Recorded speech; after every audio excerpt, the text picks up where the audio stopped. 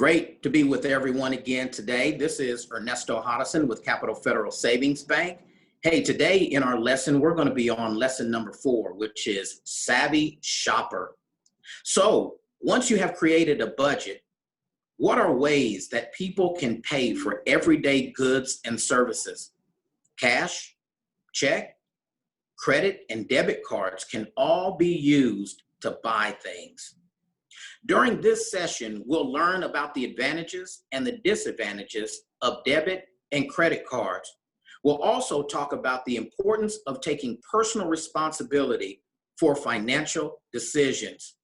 One of the things I wanted to show you quick was, here is a debit card and here is a credit card. They look the same, but we're going to talk about the differences. When consumers use cash, checks, and debit cards, they're paying for things with money they have. Either the cash is in their pockets or they have enough funds in a bank or credit union account to cover the purchase. A debit card is a card that pays for purchases directly from a checking account. When consumers use credit cards to make purchases, they agree to pay for the item on credit plus interest at a later date.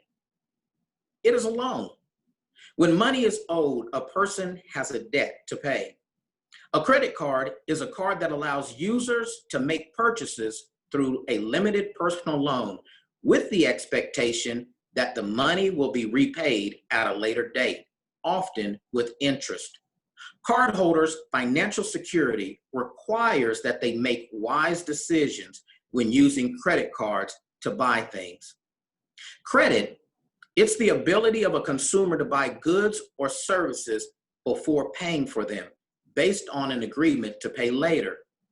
Interest is a charge for that loan, usually expressed as a percentage. I bought a car one time and didn't have the money to pay that large sum to the dealership. And so I took out a loan. And so they charged me interest in order to use the bank's money. At a later date, I paid back the actual money that they loaned me, plus interest for using their money. You know what we're going to do? I'm now going to read some true and false statements to determine how much you already know about debit and credit cards. I want you to think after the question about the correct answer. Here's the first one. Credit is an invention of the 21st century.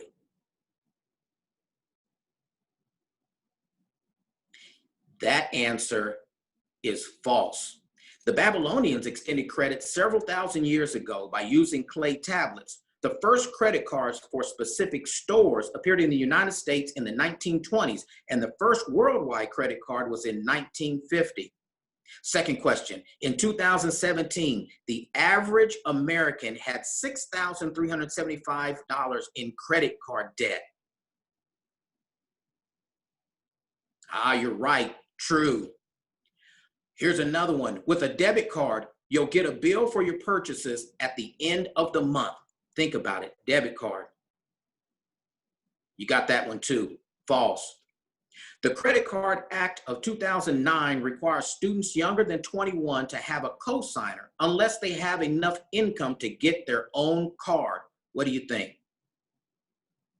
That's true. The bank likes me. There's no penalty if I miss a credit card payment. What do you think? Yeah, that's false. You knew that.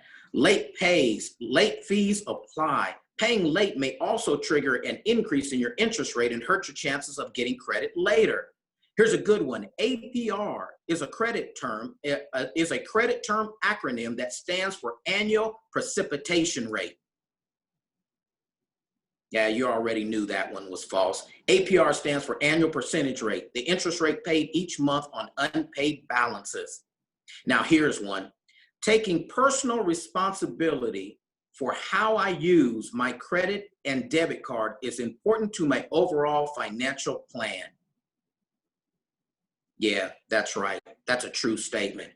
How I take responsibility for my credit is going to be not only now, but in my future going to be very important. to my financial health. I encourage you all to discover about debit and credit cards and to use those things wisely as you budget and pay for items. I appreciate, again, you allowing me to be with you today in your classroom, and I look forward to seeing you again soon.